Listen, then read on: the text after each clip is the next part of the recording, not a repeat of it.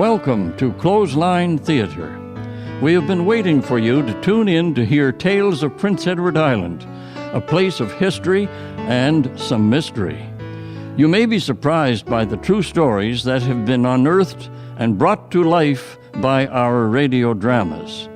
We invite you to settle into a comfortable chair and let the voices and sounds trigger your imagination as you hear the following dramatic story. A person's wedding day is one of the most special and memorable occasions of his or her life. Hours of time and immeasurable energy goes into the planning and execution of that perfect day. In the province of Prince Edward Island in the 1800s, most weddings were celebrated in the home of the bride's parents. Depending on the status and financial circumstances, the tying of the marriage knot could be a very simple or a very elaborate occasion. Let us attend a wedding that happened in Summerside in late January of 1895. Oh, Carrie, it's a beautiful day. There isn't a cloud in the sky, and see how the sun sparkles on the snow? It's a perfect January day. You're right. It's an ideal day for a wedding. Imagine, by this time tonight, you, Bessie Stavert, will be married to my brother, Jarvis Tanton. And we will be sisters as well as best friends. I'm so excited, and I'm so nervous. Me, a married woman, Mrs. Jarvis Tanton. What a way to start 1895. I, too, am in high spirits. Not only am I going to get to wear a beautiful wedding costume today as your maid of honor, but I will get to stand beside you in your beautiful wedding dress and gaze across at Jarvis's attendant, Mr. William Waugh. Maybe I can make him blush if I wink at him. Oh, behave yourself just for today, Carrie. This day belongs to Jarvis and me, and I want to write up in the newspaper to speak of nothing but the perfection of our wedding day. Father and Mother have spared nothing to make this a special day for both our guests and for us. On this matter, Bessie was correct. Mr. and Mrs. George Stavert had invited approximately 100 guests to their home to the east of Summerside to witness the marriage of their daughter on that Tuesday evening in late January 1895. The house had been cleaned from top to bottom and finely decorated, and the supper, which was served following the wedding ceremony conducted by the Reverend E.M. Dill, was described by the Island Farmer newspaper as one that would have done honor to the table of the party in Holy Writ, who fared sumptuously every day.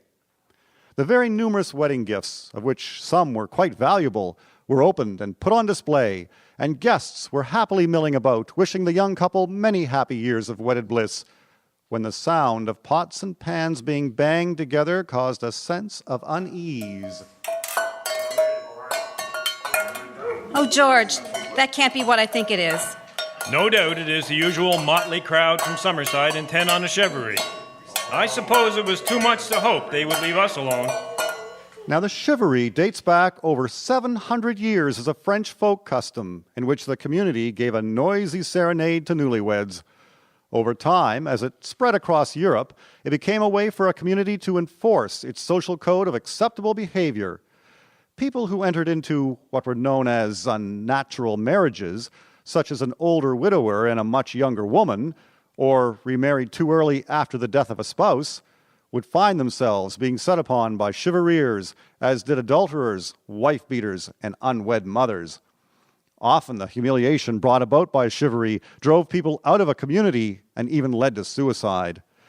But as the tradition made its way to North America, it became less punitive and often more about having a good time and disrupting or delaying the sexual activity of the newlyweds. The extent of the activity often depended on the standing of the family in the community. Hopefully they just want a little innocent fun and to wish Bessie and Jarvis the best. At least there are plenty of sandwiches and sweets to pass out. Maybe they will be content to just bang their pots and pans and accept some food and drink. No doubt they already have plenty of drink in them. Good God! They smashed out the bay window! I think the hope of just accepting sandwiches and drink is gone. Oh no! George! They're tearing off paling and doing damage to our veranda! Do something! Daddy! Daddy, what's happening? They've just come to shivaree the newly married couple, my dear. Play along and don't show them any fear. They're playing rough, Mr. Stafford. What are we going to do? Just try to keep things as calm as possible, Jarvis. There will be damage, but if we get angry and try to put a stop to their fun, things will be much worse. Let's get the food outside to them. Too late for that, Mother. Okay, let me go. Good evening, folks. We'd like to join your celebration and wish the newlyweds all the best in wedded bliss. Where might we find food and drink? If you just give me a moment, I will have sandwiches and sweets served to you. Never mind the serving, we'll just help ourselves. Yum. Good roast beef sandwiches. Got any fresh coffee and tea? Oh, well, now spirits would be better. There is some new you're having here now, tonight. Too bad you didn't see fit to invite us. It makes no difference. We're here now. It's a bit crowded, though. Oh, the crowd's merry, baby. Indeed it was. With a large crowd of chivareers added to the 100 guests already in the house, there was barely room to move, and the house was disagreeably full of people. Get off my foot, you hooligan! What's me on I'm foot, sure too? I know who you are behind that mask. I don't think you I'll do. be having a talk with your father. Now, pucker up, sweetie. I'll plant a big kiss on ya. How dare you? Do you know who I am? I believe you're the judge's wife. Get away from my missus right this minute. The next time you're in my court, you'll get more than you bargained for. Yes, we usually do. Mr. Stafford, can the floor support the weight of all these people? I can only pray that they do, son. The house was built with the best of Virgin Island lumber. The beams holding her up are equal in size to the masts of some of the best wooden sailing ships launched from the Summerside Park. Nothing like a special occasion to justify blowing off a bit of steam. There is no need to break the window. You could get 7 years bad luck. 7 years bad luck. That's for a mirror, you dope. Anyway, old Stafford's good for it. If not, Canton can help him out. The descendants of the United Empire loyalists who got free land grants for being loyal to the King of England are doing a lot better than us descendants of those who came as tenants. Now, those people ended up having to pay for the land that they had already farmed for many, many years. Here, have another sandwich and try these squares. They are just the best. Don't mind if I do. You really know how to throw a party, Mrs. Stafford. All this noise is giving me a headache. What else is new? Come on, it's time to leave. They've shown us hospitality and we have disrupted things enough. Okay, let's go through the back kitchen. Oh, let's get it.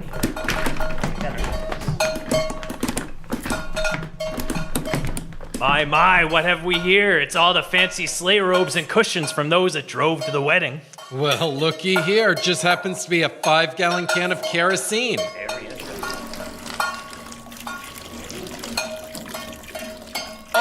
How did that kerosene manage to spill on those robes and cushions? Let's get out of here. This is not what a shivaree is about. Well, let's tip the sleighs over before we go and steal their horsewhips. That'll give them something to think about.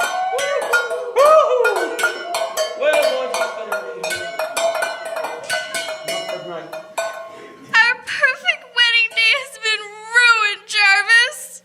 Oh, our wedding was perfect, Bessie. The party just got a little rough.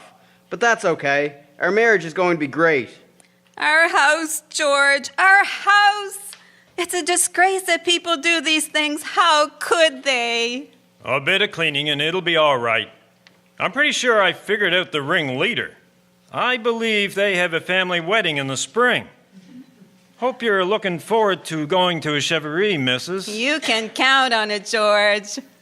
While the newspaper, The Island Farmer, carried a glowing article on the Stafford-Tanton wedding, it published a separate piece on the same page about the censurable proceedings of the shivaree and gave considerable detail of the damage carried out. The article concluded with the statement, "If chivareers act simply as good-natured buffoons, they can be tolerated. But such disgraceful and willfully vicious conduct deserves the reprehension of the entire community, and means should be taken by the aid of the law to repress these demonstrations." The custom of the shivaree went on well into the 20th century in Prince Edward Island. An occasional one might even happen to this day. Shivaree Gone Wrong, presented by Wyatt Heritage Properties Inc. Narrator, Stuart Smith. Bessie Stafford, Leslie Noonan. Carrie Tanton, Sarah McIntyre. Mrs. Stavert, Karen Slater.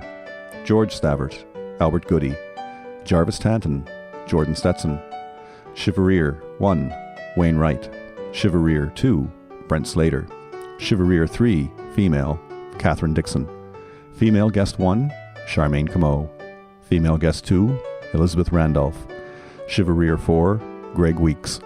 Judge, Wayne Murphy. Male guest, Paul McWilliams. Introduction, Lowell Eustis. Musician, Christine Anderson Gallant. Foleys, Alexandra Gallant, Nathan Wiley, Krista Bryson. Recording artist, Peter Gallant. Scripts written by Marlene Campbell.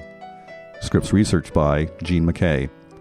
This program has been supported by the Building Communities through Arts and Heritage Program, Department of Canadian Heritage.